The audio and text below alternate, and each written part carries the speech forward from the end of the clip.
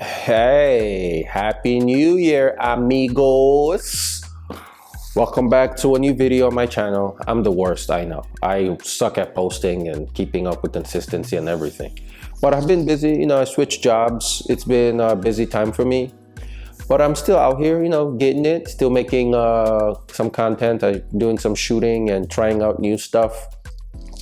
And I just wanted to share some experiences. Maybe it could make you think about things a little bit differently, on this video, it's just going to be a short, quick video. I'm just going to talk about my struggle trip to South Africa. We went in May 2023. My first time going back to Africa since I left in 2008. I'm from Nigeria. I moved here when I was 18, and I haven't been back to Nigeria since. So it was like a homecoming, even though it wasn't my country. It was a little homecoming trip for me to go back to Africa. I took my girlfriend. We're there for about 2 weeks, and we had a blast. I didn't want to travel heavy because if you lose it, it's gone. So I went super simple. I took one camera and one lens. I took my Sony A7C, the previous generation one, before this new one came out. Obviously, that was in May. And the 51.8, super small, really sharp lens, really affordable. And that was my kit. I just had that, nice and compact, very inconspicuous, and I just went on the trip to South Africa with it. My plan was to do some street photography, walking around, driving around the city and the town. And we were gonna do a safari, so we had that as one of our plans. And then maybe take some pictures at the safari, take some pictures of some animals and see how that went. So the good thing about the camera is how, really inconspicuous it is. I really didn't walk around too much because we didn't really know the area, and we moved around a little bit. Our first Airbnb didn't have permanent electricity. That's a thing. They call it blackout. No, load shedding. That's what they called it, load shedding. So there was a little bit of load shedding at the house at night, and it got really cold because we were there in the winter time in May. So we had to leave. So we didn't really get settled in one spot. And then the first weekend we flew to Cape Town to go see the Table Mountains and just to see what Cape Town looked like. So there wasn't really a lot of time to just walk around because we had so much. There's really so much to do over there. By the way, if you guys are looking for a really awesome trip, I would definitely recommend South Africa. And as a black man, if you like big booties, they're everywhere over there. It's impossible to focus. The women there are thick AF. Jesus, it's crazy. Everybody. So it's definitely a good trip. I definitely recommend it. So like I said, I had my 51.8. It's a 24 megapixel camera. The autofocus is decent. I also had a photo shoot planned with a fashion school. They were like a local fashion school. The students are doing a finals. I just wanted to shoot some fashion photography there, nothing crazy. Like I said, I only had the one camera and one lens, which you'd be surprised how far you can get with a 50, honestly. For really everything you want to do, a 50 mil would be, come in very handy.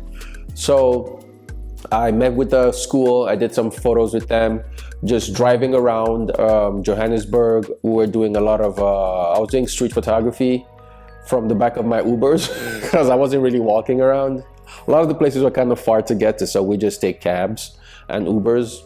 Take Ubers, not cabs. And I just take pictures from the back seat of the car. I called it my Uber photography, Uber street photography. I got some really interesting photos, very different from what you get in America, obviously. We were in the city too, so you get a lot of the urban lifestyle of a whole different culture. That was very, very interesting. The 50 was pretty decent. The only time the 50 failed me was when we went on the safari, because a lot of the animals are far away. We got close to some animals, we got close to some ostriches, but like the lions and the tiger and the hyenas and the wild dogs, getting really nice photos of them was pretty tough with the 51.8. And you definitely needed zoom. I'll show you some pictures of how far away I was. And with 24 megapixels, you're not doing that much cropping. So that was kind of tough, but it was fun, man. We had a good time. I'm not a travel channel, but I would definitely recommend going to Cape Town, going to Johannesburg, especially if you're, you like want to see other parts of the world. It's a very mixed culture too. There were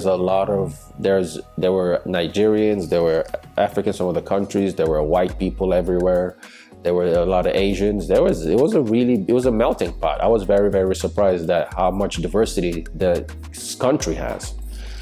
So did the safari.